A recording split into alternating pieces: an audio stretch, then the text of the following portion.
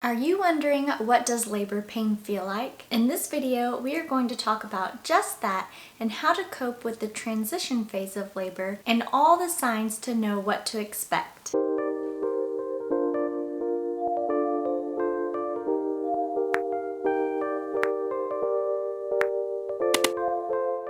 Hi, my name is Dancee Pinkston, also known as Fearless Mama, and this is part 3 of my Labor Signs and Stages series, where I talk about all the signs, what to do, and what to expect to promote an easier labor and birth experience. As my goal for myself and for every mama is to experience a fearless birth. And sometimes that means breaking the fear of the unknown by informing yourself on childbirth education.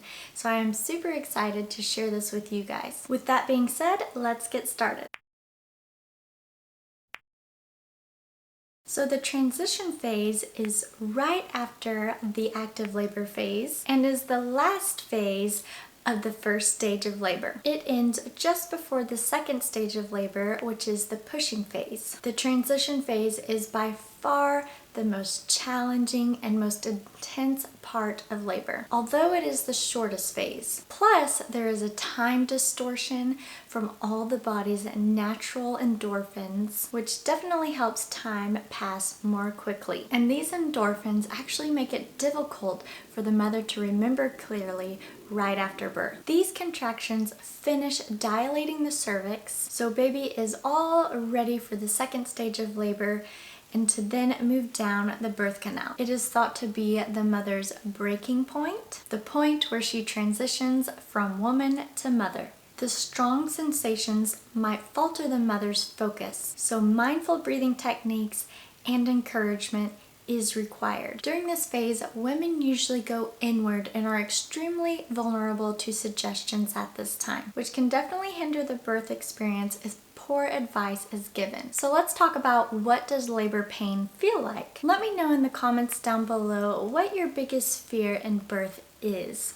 But for most, the biggest fear in birth is pain. But what most people don't know is that this pain we fear is connected to emotional feelings such as dread and agony. So it's super important to distinguish what labor and birth pain actually is. After reading the book Mindful Birthing by Nancy Bardick, it helped me realize that birth has transformative pain sensations, much like a teething baby or childhood growing pains. It's in fact pain signaling transformation and not a pain that is signaling that something is wrong, which is the pain we most fear. For example, deep in my own labor, I started to feel these strong menstrual-like cramping, and I really started to begin to fear. But I was mindful of these sensations and immediately stopped my fear thought, and I reminded myself that these are good sensations and they are bringing me closer to my baby and that I was safe. It was a way for me to stay in control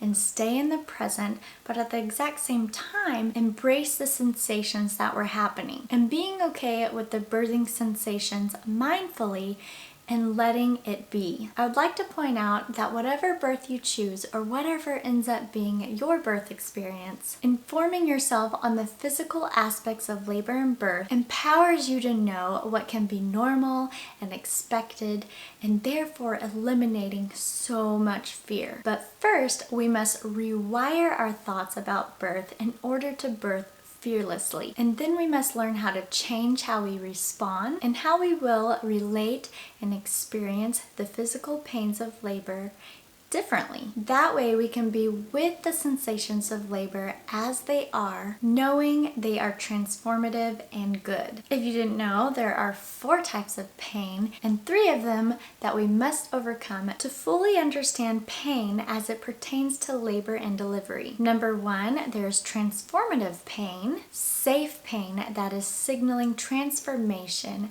like in labor. There is emotional pain, how we feel about that pain. And there there's cognitive pain, what we think about the pain, and last but not least, there is physical pain. The true pain that is beneficial to our well-being since it is harming us. Like the sharp pain of cutting your finger, or the deep dull pain of stubbing your toe, or even the feeling of burning your hand on the stove. And out of all the terrible words, cognitive and emotional, that are used to describe pain in labor, such as death, fear, agony, and dread, the only non-cognitive, non-emotional, real true pain sensations experienced in birth come down to these 5 sensations: cramping, stretching, tightening, burning, and pressure. But they're all transformative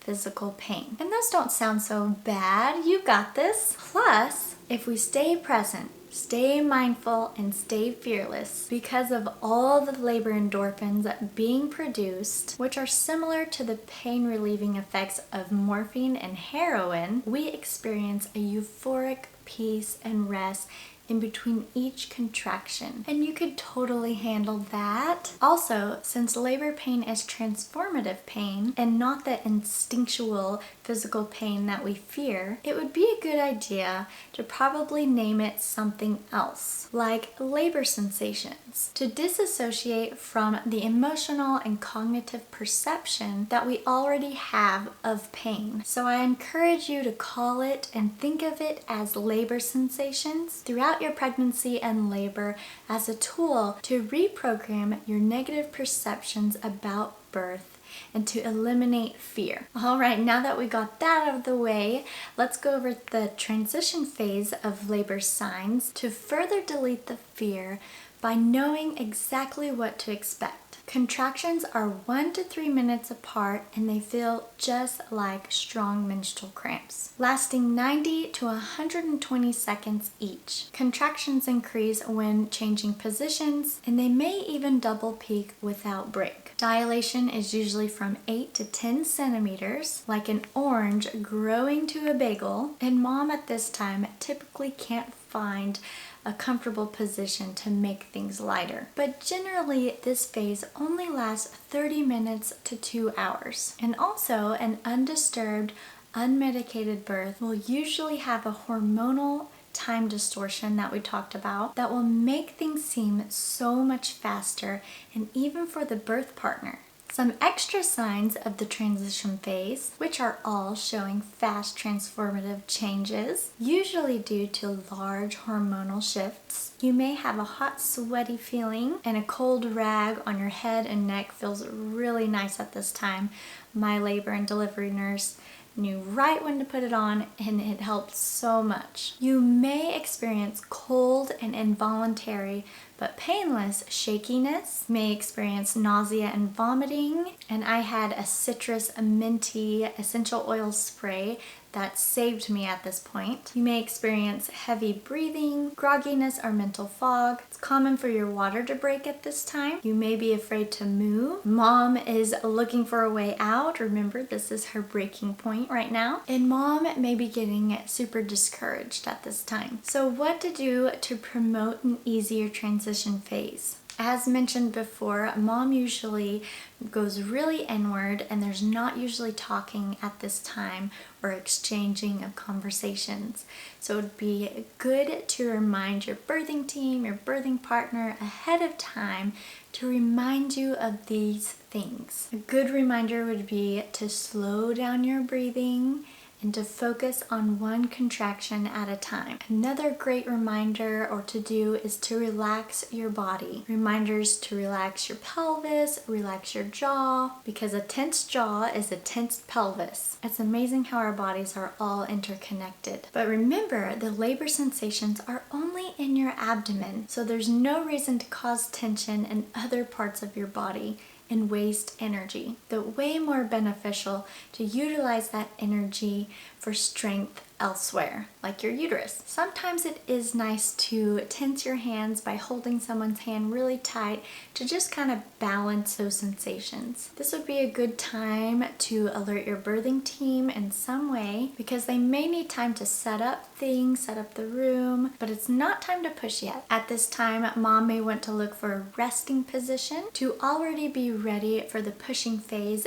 and to conserve energy. I know I immediately needed to lay down on my side, but some other great options would be getting in the hands and knees position, kneeling or leaning over a bed or a ball, maybe time to get in the tub if you're wanting to push in the tub. And I go way into more detail on pushing positions that actually decrease your risk of tearing in another video. The birthing team at this time should not be asking any questions and should avoid small talk and should just know what the birthing mother needs at this time so that she can stay inward and it not be a distraction. Like when she's getting all sweaty, that should be cue for dad or your birth partner or your team to stick a cold rag on your forehead. She's breathing more heavily, her mouth is probably dry, so your birth helper will need to know to bring you a glass of water. This was a huge problem in my labor, if you can tell from my sourness about it.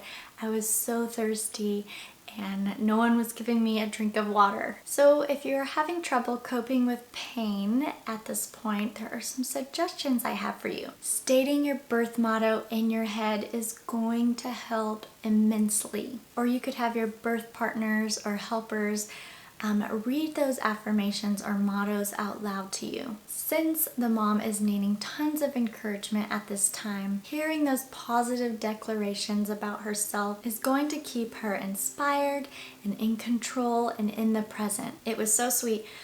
My husband said to me right at this intense time, in just a minute we're going to see our little girl. And that just boosted so much confidence that this wasn't going to last forever and it was such a short time and I could do it. Another great one is de-stressor breathing techniques. Breathing in your nose and out your mouth to make sure to replenish the uterus of fresh, good oxygen so it can perform at its best. Another great tip is mindful breathing, which is extremely helpful with coping with the sensations of labor, keeping your mind in control while focusing on each breath. And I go over several different techniques on how to do just that in this video right here. But some of my favorite are counting while breathing or scanning your body to stay in the present. Another great option that tons of mothers do is called sounding in low tones. Like I said, our bodies are so interconnected, and when our throat is choked from fear or pain or unexpressed emotions, it affects our pelvic region,